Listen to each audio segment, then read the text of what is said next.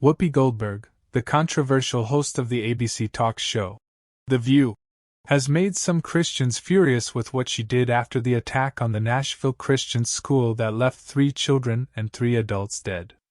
The day after the attack on The View, the actress and comedian wore a shirt that had the words, "Thoughts and Prayers," crossed out, and under that were the words, "Policy and Change."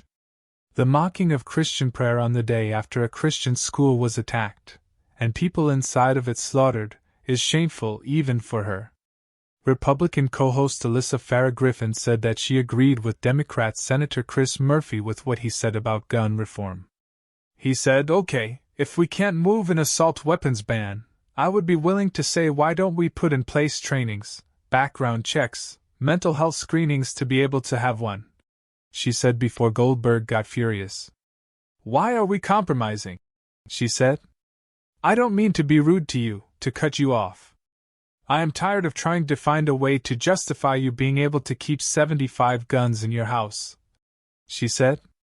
She said that we need to know who the people are that own more than one firearm because they are now being painted with the same swab as the people who are killing people left and right with legal guns.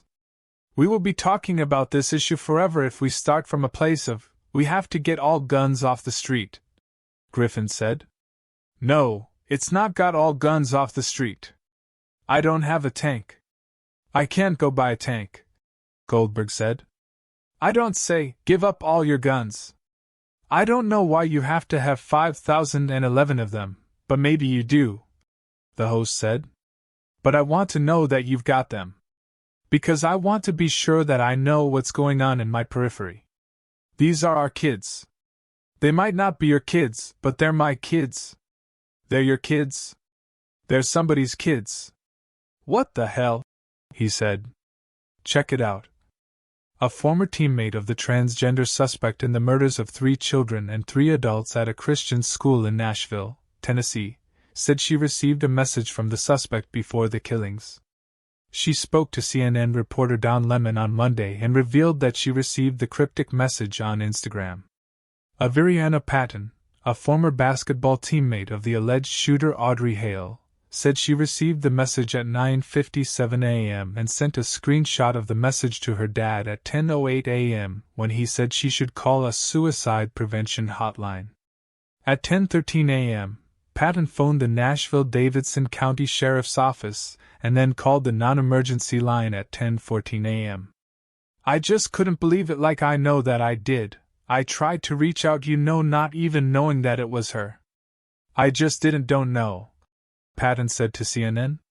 "So basically that post I made on here about you, that was basically a suicide note. I'm planning to die today," Hale, going by the name Aiden, said to Patton on Instagram.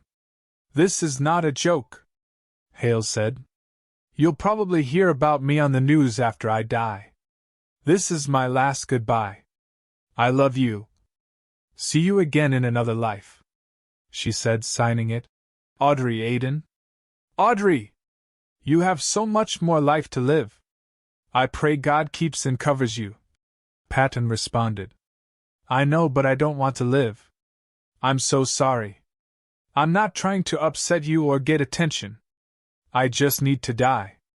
I wanted to tell you first because you are the most beautiful person I've ever seen and known all my life," Hale said. "My family doesn't know what I'm about to do. One day this will make more sense.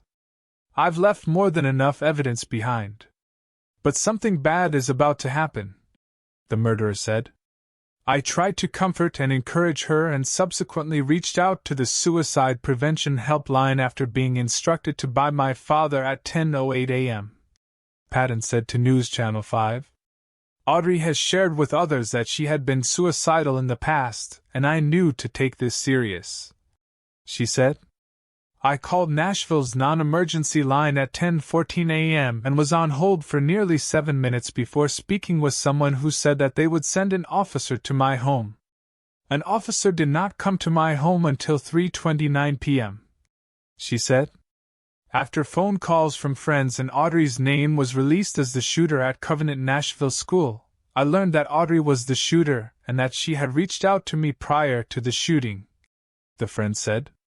"My heart is with all of the families affected and I'm devastated by what has happened," she said.